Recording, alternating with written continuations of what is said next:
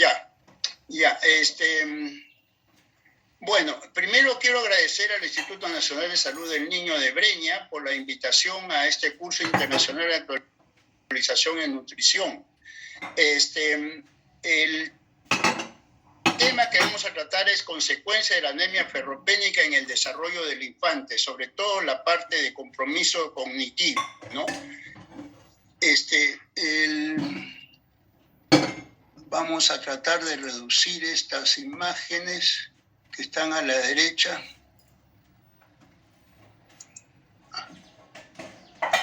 Doctor, la imagen se está viendo muy bien. No, pero ¿se ve bien? Ya la reduje, ya. Bueno, primero, digamos, la incidencia a nivel internacional mundial de anemia en menores de 5 años, de acuerdo a la Organización Mundial de la Salud en el 2016, es de 800 millones de niños, 800 millones. Y realmente en los últimos 5 años no ha habido un cambio significativo de la prevalencia. Latinoamérica está por debajo del índice mundial y Perú está más del promedio de Latinoamérica. Si vemos cómo estamos nosotros a nivel, digamos,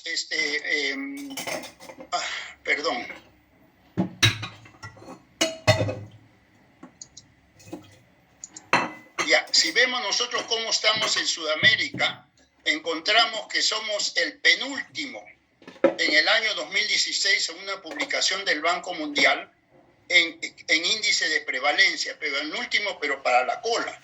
El país que tiene el menos porcentaje de anemia en los primeros 5 años es Chile, y muy cerca a Chile está Argentina, 22%, Uruguay 23%, Brasil 25%, Colombia 27%, Ecuador 28%.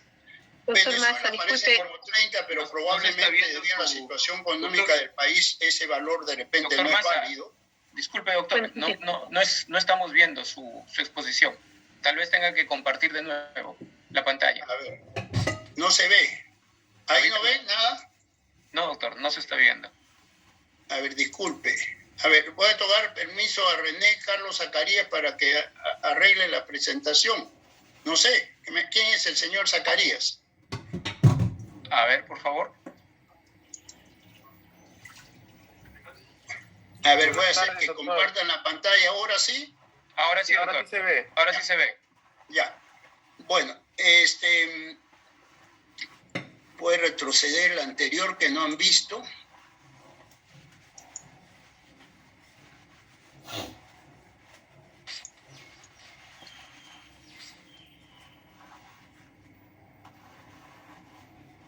Ya, lo que estaba mostrándole antes era justamente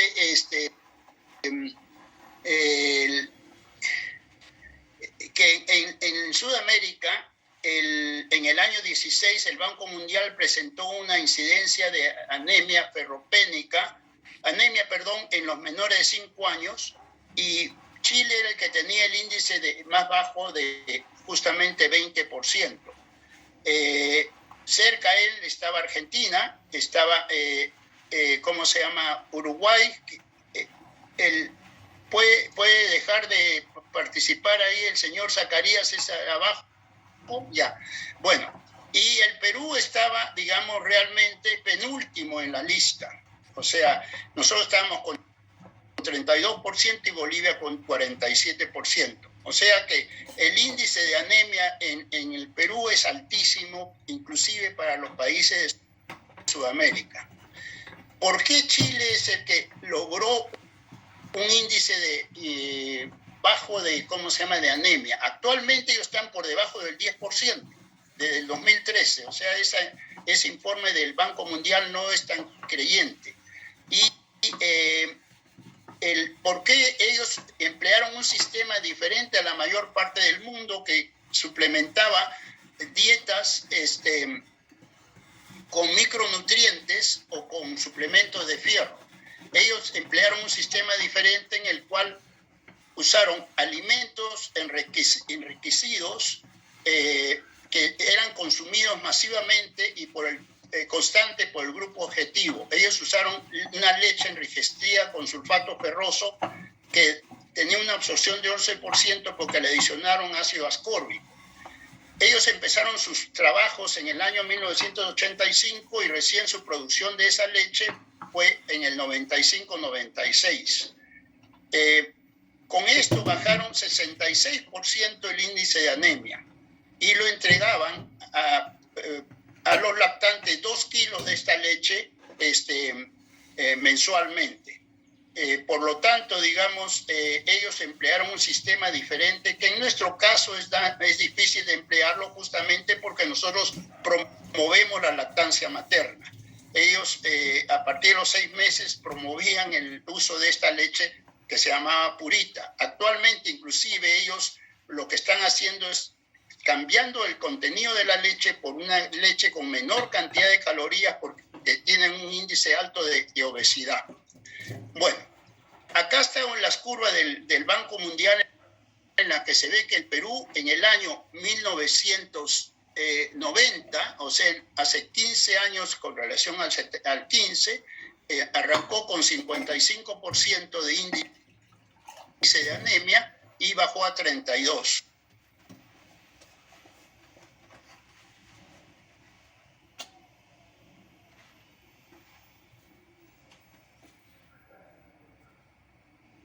Pero es lo mismo que mostré antes, que no somos penúltimos en Sudamérica.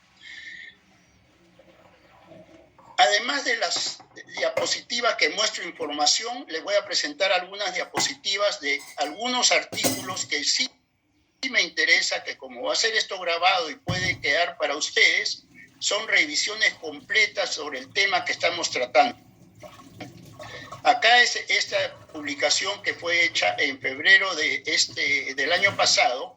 Es un grupo en Suiza, que hicieron una investigación sobre el diagnóstico y manejo de deficiencia de hierro en niños con o sin anemia.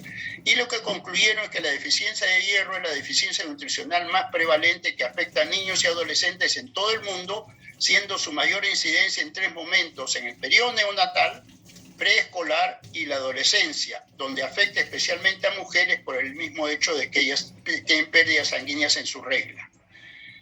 Esta diapositiva lo que muestra es cuál es la incidencia de anemia ya no en los menores de 5 años, sino en los menores de 3 años en el Perú, específicamente ya en el Perú. Y en las 3 regiones naturales, costa, sierra y selva. Acá tenemos en esta diapositiva primero de la costa los 5 últimos años, incluyendo el primer semestre de este año. Los resultados, si bien había una disminución ligera de 36% a 32%, se suponía que de acuerdo al plan del gobierno que en el año 21 nosotros llegábamos a menos del 20% de incidencia de anemia, cosa que no se ha conseguido y vamos a ver los motivos.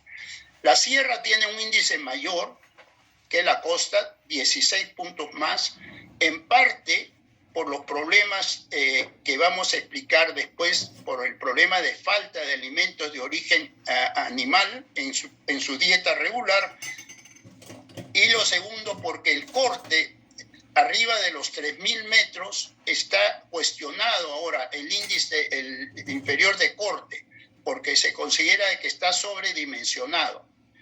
Pero la selva está cerca, o sea que tampoco creo que sea una gran diferencia, digamos, del problema del corte.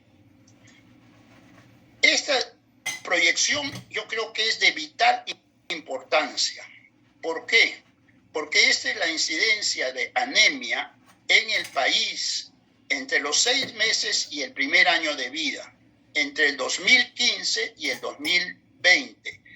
En azul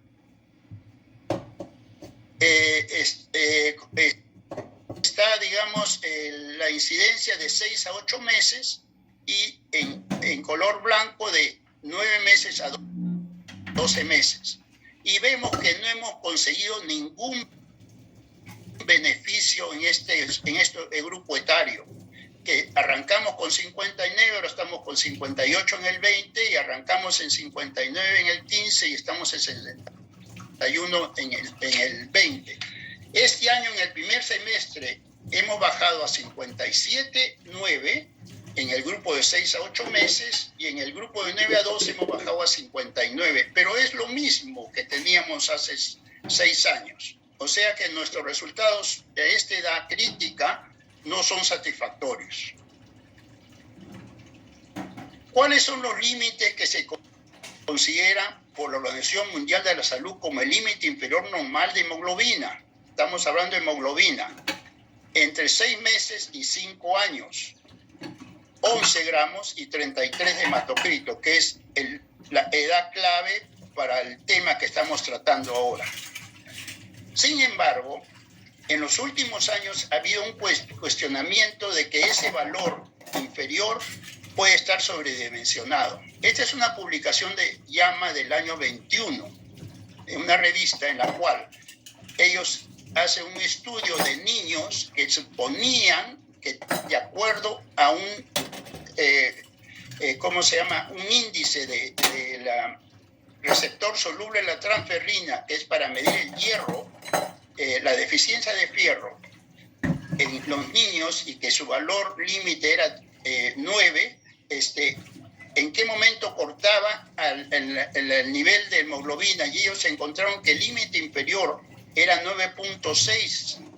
No estudiaron pocos casos, ellos estudiaron 14.854 preescolares entre 6 y 59 meses de edad, o sea, de 6 meses a 5 años. Y de acuerdo a ellos, el corte no debería ser 11, sino 9.6. Cosa que en este momento probablemente a nivel internacional y en la Organización Mundial de la Salud está en estudio para ver si se modifica el límite inferior normal.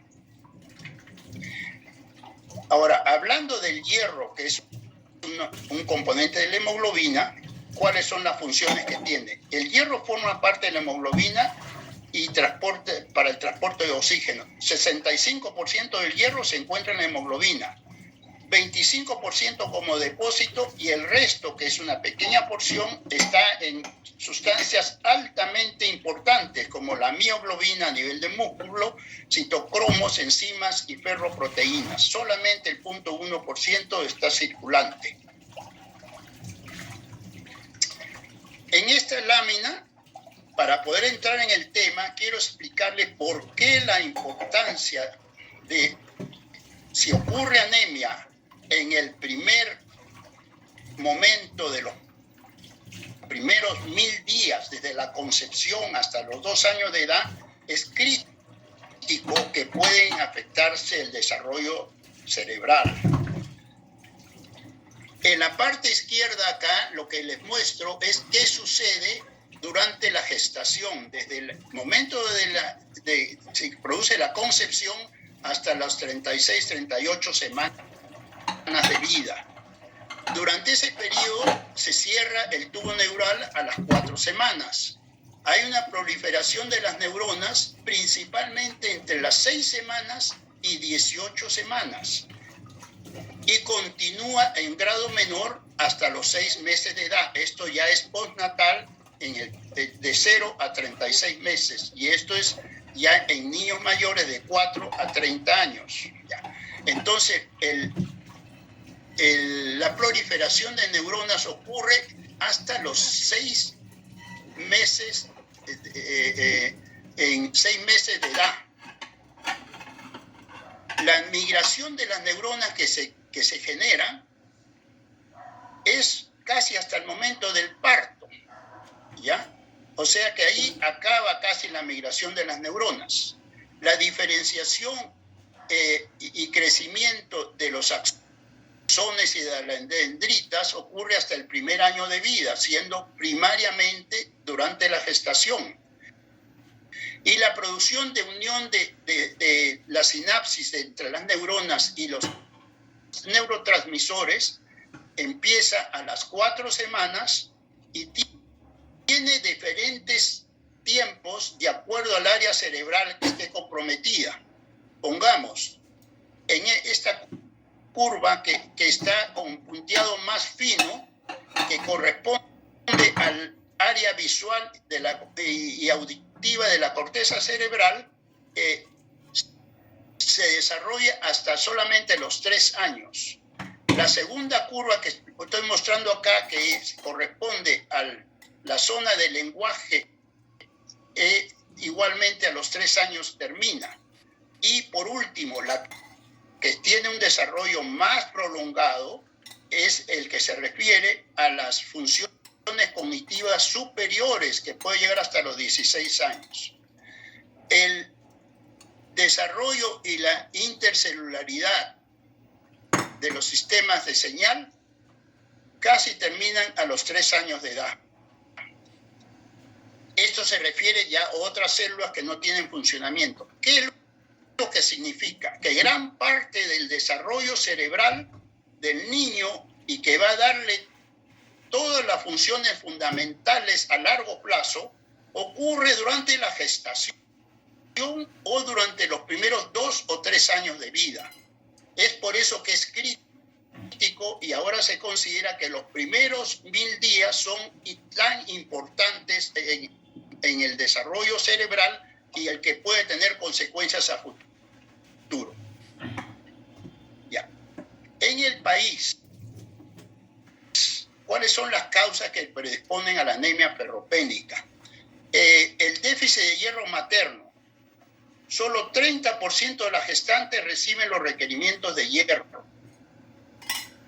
Ustedes saben que durante la gestación se produce un aumento crítico de volumen sanguíneo, no solamente porque la madre crece su volumen sanguíneo, sino por la presencia de la placenta y del feto.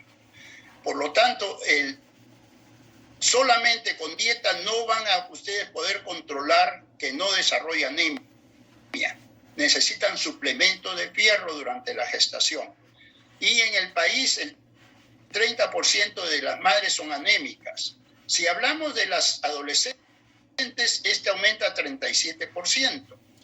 Los prematuros que no reciben un depósito en el último mes de gestación, además del crecimiento rápido que tienen en los primeros meses, ocurre en el 22.7% de nacimiento. Los prematuros también tienen una predisposición a la anemia. Los nacidos a término, un estudio hecho en una clínica particular, 30% nacieron con una hemoglobina menor de lo normal, y en parte es porque el alto índice de cesáreas que ocurren en práctica privada, que ocurre cesáreas que se realizan entre los 37, 38, 39 semanas de gestación, o sea que el aporte final de fierro es limitado. El plan estatal conlleva a la suplementación con hierro a partir de los 4 meses, y hay una falta en 30% de los niños antes de la pandemia. El atraso en la introducción de alimentos ricos de hierro, o sea, la aplactancia a los 6 meses, esto realmente es el punto más crítico de la deficiencia de hierro en nuestro país. Y la otra cosa que ya lo han conversado, pero las dietas veganas y vegetarianas durante la gestación son terriblemente negativas para el desarrollo del bebé. Y también los niños no deben entrar en dietas vegetarianas o veganas, porque por más que suplementen algunas de las deficiencias de estas dietas, no complementan todos los requerimientos nutricionales que tienen. Infecciones crónicas en primer año pueden también producir disminución de la absorción de fierro, y la parasitosis indudablemente en alguna zona del país juegan un rol en la anemia. Voy a presentarle rápidamente 2 estudios recientes en los cuales ya no se utiliza el ENDES, que es lo que le he presentado de las incidencias de anemia en la costa, sierra y selva, y en las diferentes edades, sobre todo en el primer año. Fue hecho con encuestas y con estudios, sí, de hemoglobina por HemoQ, que es con gotas de sangre, pero que se hace un muestreo y que ahí solamente dosan hemoglobina, pero no dosan niveles de hierro. Estos estudios sí se hicieron con niveles de fierro. En un estudio que se hizo en el diciembre del 2008, antes de la pandemia, en 28 distritos de Lima Metropolitana y el Callao, se encontró que había aproximadamente un 30 a 35% de niños entre 6 y 35 meses con anemia, que era parecido a lo que se había documentado en el ENDES del 2018.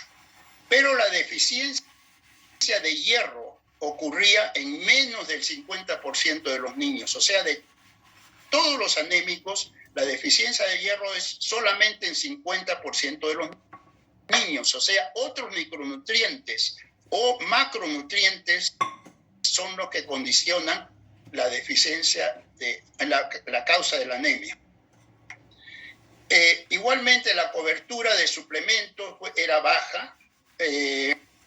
La suplementación no llegaba nada más que al 33%, y en los anémicos estábamos en promedio en 50%. Y el tamizaje para anemia a los 4 o 6 meses era menor a 70%. No encontraron que hubiera una causa de la deficiencia de fierro debida a procesos inflamatorios. Ese es un estudio. El siguiente estudio fue hecho por CENAN y el Instituto Nacional de Salud, en el cual se hizo un estudio en grupos etarios de 0, 3, 6, 9 y 12 meses. En la sierra, en Huancay y Huancavelica, y en la selva, Iquitos y Ucayali.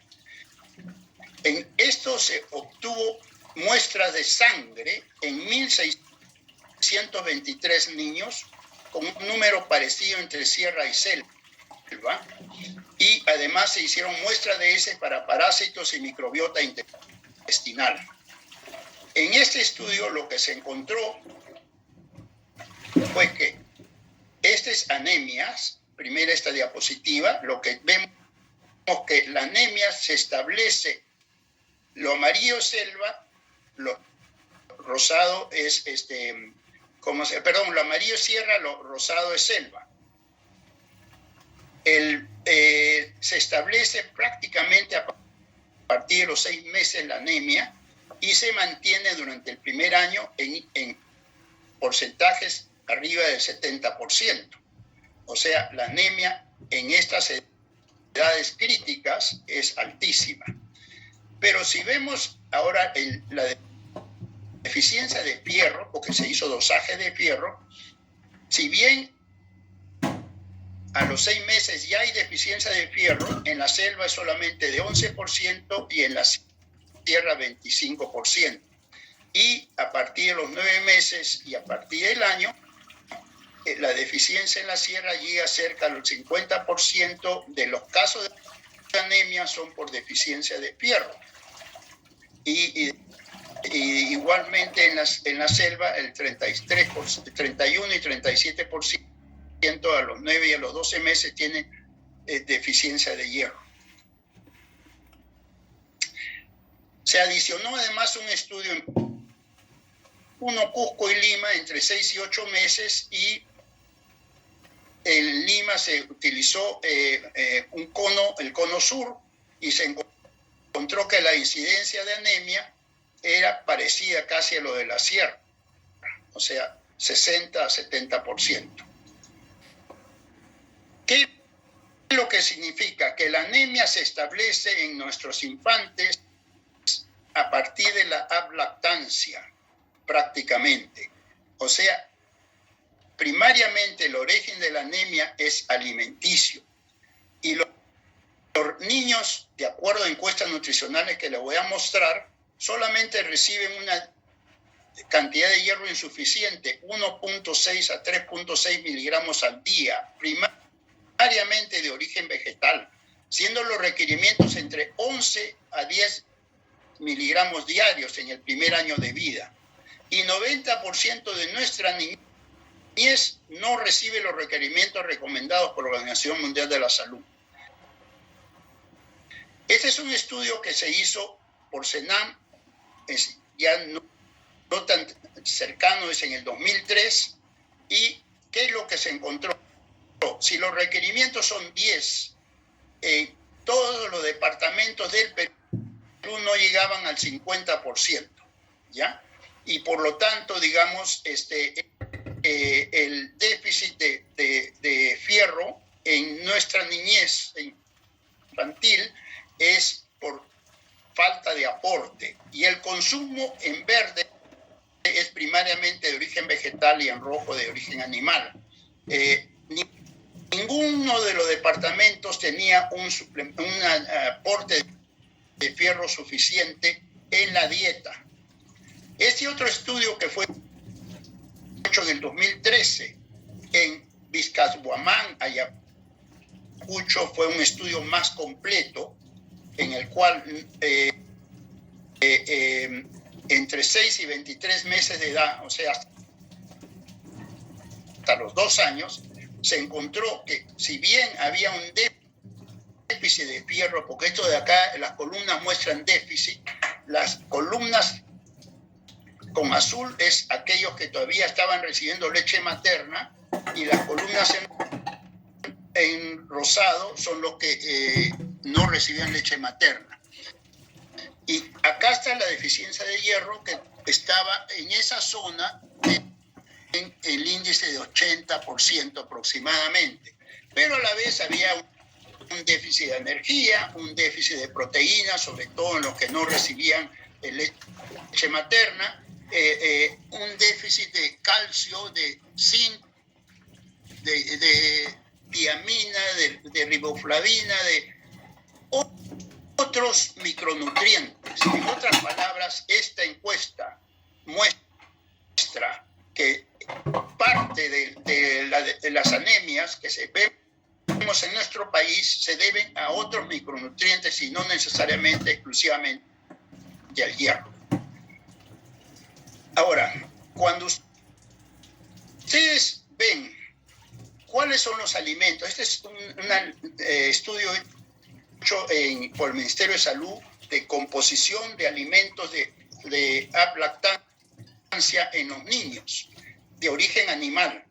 Cuando ustedes ven que los requerimientos son de alrededor de 10 miligramos y que una porción de sangrecita de pollo cocida de 25 gramos, o sea, una cucharada sopera, aporta 3/4 partes de los requerimientos, que con la dieta total probablemente estarían cumpliendo con los requerimientos. O sea, 25 gramos de sangrecita de pollo es suficiente para un niño durante el primer año de vida, si es que comiera diario, ¿no? El vaso está casi al mismo nivel, el relleno es poco de las 3/4 partes o la mitad de los requerimientos, y acá tenemos hígado, el hígado de pollo es la 1/4 parte, porciones de 25 gramos, otras son de 50 gramos, como el riñón, hígado de res, 50 gramos es la 1/4 parte, el hígado de pollo tiene un poco más que el hígado de res, pero lo más grave es que el pescado, pavo, pollo, sea muslo o pechuga, casi no tienen fierro, están por debajo de 1 miligramo. ¿Qué significa? Que nuestra dieta rutinaria, casi constante en nuestro país, que sobre todo en la costa, es a base de, ¿cómo se llama?, de pollo y pescado, es insuficiente en el contenido de fierro. Esto se refiere a un estudio publicado en el Archivo de Argentino de Pediatría, en la que reportan 7 niños que tuvieron un déficit de vitamina B12 durante el embarazo y que presentaron síntomas neurológicos graves, o sea, apneas centrales, convulsiones y una atrofia cerebral. O sea que las dietas veganas o vegetarianas extremas durante la gestación y durante la niñez son prohibidas. Ya. ¿Qué es lo que propone el gobierno como tratar de remediar la deficiencia de hierro. En los niños que nacen con bajo peso al nacer o que son prematuros, les pide que empiecen a suplementar a partir de los 30 días de edad 2 miligramos por kilogramo de hierro, de hierro en forma de sales, sulfato ferroso o el polimaltosado. Y después de los 6 meses, un sobre diario de micronutrientes. En los nacidos a términos, a partir de los 4 meses, igual 2 miligramos, igual con los micronutrientes desde los 6 meses de edad.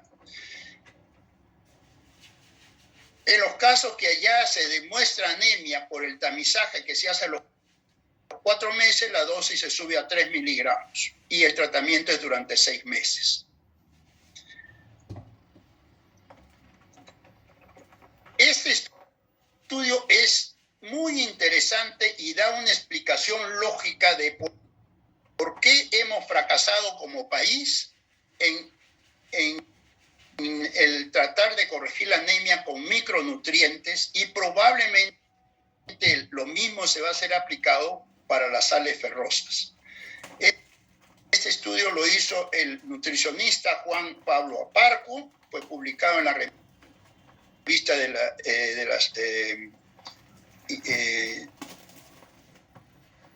Instituto Nacional de Salud en el 2017 y estudió por qué no hay respuesta a pesar de la cantidad de dosis que se entregaban a los centros de salud en todo el país de micronutrientes para ser dados a los pacientes. No había respuesta en la baja de anemia.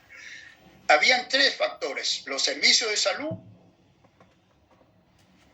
el producto en sí, los micronutrientes, y el comportamiento de los niños, madre de familia y comunidad frente a los productos. El servicio de salud, los niños que no contaban CIS tenían que pagar la consulta. Los niños mayores de 1 año no tenían citas mensuales. La atención limitada para el control del niño sano. Las madres reciben mensajes negativos sobre los micronutrientes en la sala de espera. El tiempo de espera para la atención era grande. Barreras en el proceso de recepción de los micronutrientes. Desconfianza del personal de salud. No había atención en farmacia, etc. Entonces, hay una serie de factores. Son 35 factores. Dentro de los factores importantes del producto era de que pongamos el sabor del el producto, cambiaba el sabor de la comida, que había que preparar el producto mezclado con alimentos, no con líquidos. Producía estreñimiento en algunos niños, rechazaban la comida porque cambiaba el sabor. Y de parte de la familia, cuando los niños veían que la madre suplementaba el alimento con el micronutriente, ya no querían probarlo, sentían sabor al micronutrientes, no tenían dificultades para asistir a los centros de salud, no tenían tiempo, el clima era adverso, falta de dinero. O sea, hay múltiples factores que impiden que las madres primero tengan suficientes micronutrientes y que los empleen en sus hijos. Esto va a ser lo mismo con los suplementos de hierro, a pesar de todos los gastos y esfuerzos del país. ¿Qué significa eso? Que el camino que estamos llevando nosotros para resolver el problema de la anemia por deficiencia de hierro probablemente no va a solucionar el 100% de los casos. Ya hay 2 alimentos suplementados con hierro que van a ser para el consumo más bien de la gente mayor o de las madres gestantes. El trigo tiene 55 miligramos por kilo. El consumo en el Perú es alrededor de 100 gramos de una persona adulta, entre pan y trigo en otros alimentos. Pero acuérdense que en la sierra la mayor parte del consumo de trigo no es el trigo que es procesado. es el que sacan de su propia cosecha. Y por lo tanto ese no tiene suplemento. Un estudio hecho en Argentina mostró que en el primer año el trigo solamente aportaba el 7% del hierro que requiere el niño durante el primer año. O sea que el trigo no es para el niño, es para la madre. El arroz recién, en agosto de este año, se reglamentó la suplementación de arroz de 4.2 miligramos por cada 100 gramos de arroz. Eso también va a ser utilizado más por las madres y un poco por los niños ya a partir de probablemente 7, 8, 9 meses que consuman un poco más de arroz. Por último, hay un alimento fortificado, que es infantil fortificado, que lo ha desarrollado SENAN y el Instituto Nacional de Salud en el año 2018, pero que su reglamentación todavía no está terminada, y que este alimento podría ser solución sobre todo para el grupo de infantes. Es un alimento que contiene cereales tipo arroz, maíz y quinoa, 75%, 10% de leche de vaca, y está suplementado de tal manera que los 50 gramos que recibiría cada niño aportaría 200 calorías, un 10 a 15% de los requerimientos proteicos y 5 miligramos de fierro, además de vitamina A, D, S, ácido fólico, zinc, calcio, cobre, fósforo y magnesio. Si esto se logra desarrollar a nivel de CUNAMAS y consumo masivo, podríamos mejorar probablemente mejor que con los suplementos de tipo de hierro, sales ferrosas o sales polimaltosadas. Por lo tanto, es algo que ojalá que los gobiernos,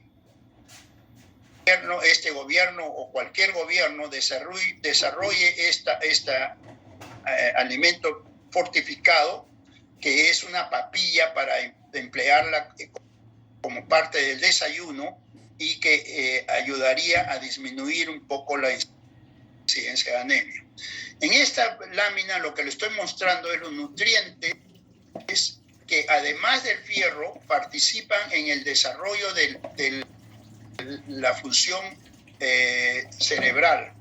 En la parte inferior está la referencia y ahí lo que aparece es que está la proteína, los ácidos grasos de cadena larga, que es DHA y ARA, el zinc, el cobre, el yodo, la vitamina B12, ácido fólico y colina, que son elementos que también sirven para el desarrollo intelectual del niño, del infante, sobre todo durante la gestación en los primeros 2 años de vida. ¿Cuáles son las consecuencias que ocurren en el caso de anemia por deficiencia de fierro?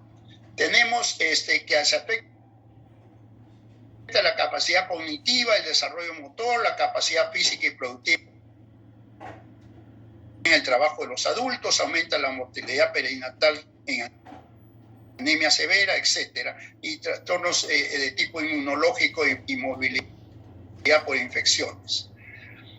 La anemia en los niños por arriba de 2 años no tiene mayor efecto a futuro desde el punto de vista, digamos, cognitivo, pero sí da síntomas, da fatiga, debilidad, palidez, inapetencia, respuesta inmunológica disminuida, retraso de crecimiento, si es extrema, disnea de ejercicio, vértigo, síncope, taquicardia, soplo cardíaco, cefalea y glossitis. Entonces, estos síntomas transitorios que si se corrigen no van a dejar secuela. Lo importante en la anemia infantil no es el nivel de hemoglobina.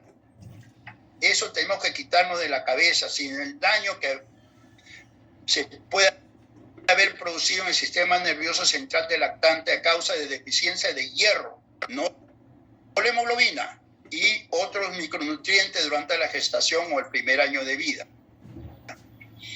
Así tenemos que este artículo publicado en el 17, además de la anemia, muestra que la función mitocondrial está profundamente alterada, ya que el hierro es un cofactor de enzimas que participan en la cadena de transporte de electrones en la mitocondria. Esto que parece, digamos, no entendible es... Doctor Maza, nos quedan 5 minutos. Sí, esto lo que parece no entendible, lo que muestra es que la mitocondria es el generador de energía en las células, lo que mantiene el desarrollo celular. Y eso, digamos, si está alterado, va a alterar el desarrollo celular. Además, digamos, el hierro es requerido para reparación y replicación del DNA y para el metabolismo cerebral y neurotransmisión, formación del hipocampo y consecuencia de habilidades cognitivas. Ya. La deficiencia de hierro altera el desarrollo del hipocampo, la corteza frontal, con la consecuencia de afectación del aprendizaje, la memoria, así como conducen a la depresión, a la ansiedad. Ahora, inclusive un estudio hecho en Suecia encontró de que hay un aumento de autismo en las madres que tienen anemia durante la gestación, igualmente un aumento de, ¿cómo se llama?, trastornos psiquiátricos. La anemia infantil reduce las habilidades cognitivas e incluye el procesamiento de la información, ejecución del pensamiento, memoria. Lo que se ha encontrado ya comprobado en Costa Rica, un estudio que hubo una disminución del cociente intelectual de 5 a 10 puntos en 185 niños anémicos que se siguieron durante 19 años. O sea, en esos 19 años se encontraron, si al inicio había una diferencia de 8 puntos, se mantuvo. Y aquellos que estaban en un estrato socioeconómico bajo, esta puntuación se amplió hasta 25 puntos de cociente intelectual. Esto es en relación a un artículo publicado en la revista de la Sociedad de Pediatría, en la cual lo que se muestra es que las deficiencias de hierro es importante durante la gestación y en el Perú no se le ha puesto mucho empeño. Y por último, este es el último artículo que se refiere a que los primeros 1000 días de la concepción hasta los 2 años constituyen la oportunidad de oro para programar el desarrollo cerebral y que la nutrición juega un rol crítico, primero en proveer sustancias requeridas para la creación de la estructura cerebral temprana y secundaria, siendo responsable de soportar y preservar su funcionamiento saludable. Este es un artículo de la doctora Nelly Zabaleta, también sobre el mismo tema. Y por último, para conclusión, con los resultados presentados hay una población infantil con anemia entre 6 a 12 meses, que ya le hemos mostrado que es alrededor del 60%, de los cuales 50% tienen deficiencia de hierro, con un consecuente déficit psicomotor no recuperable. Esta población tendrá un cociente intelectual 5 a 10 puntos por debajo de su potencial, que sumados a un buen número pertenecen a áreas de extrema pobreza, el déficit podría doblarse. En el Perú nacen 600.000 niños, 360.000 tienen anemia en el primer año y 180.000 no van a alcanzar su potencial de desarrollo intelectual. Por eso, lo más grave es que no hay evidencia que el déficit psicomotor pueda ser corregible si la anemia periopénica ocurre en los primeros 2 años de vida. Eso es lo que quería presentarles y encantado de recibir cualquier pregunta de parte de ustedes.